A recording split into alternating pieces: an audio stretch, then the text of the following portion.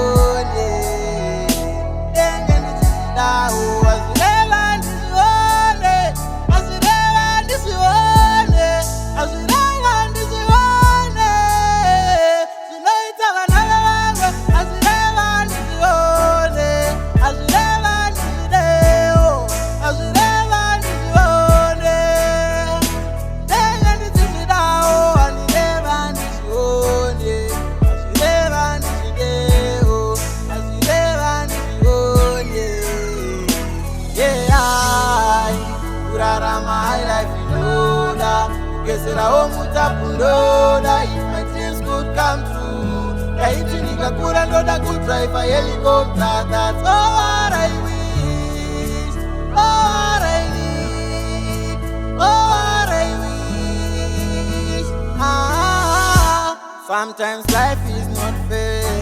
I've got many things to say. Life nenge college. Kusama kujishite ma strategy.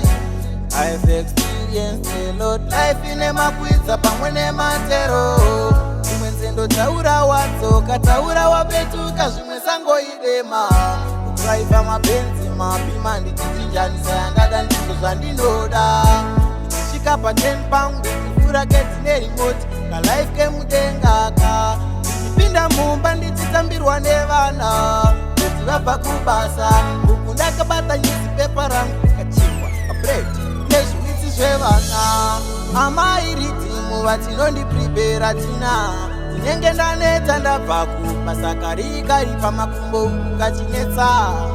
Teti ndoda yogurt, kachiti teti ndoda ice cream, teti ndoda chocolate, ndiko kalife kandinoda.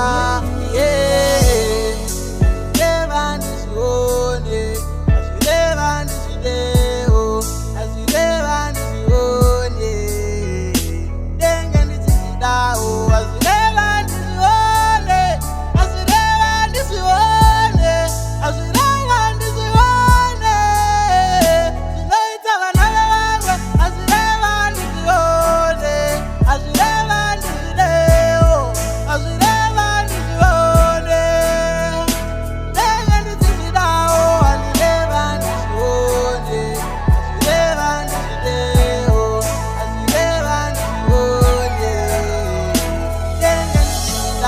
Chandinosiva nguva ichakwana, kana zvakada iso chekuita pana. Ndingazogumisira ndaromba, medzisiro yacho nakakupinda mudhena.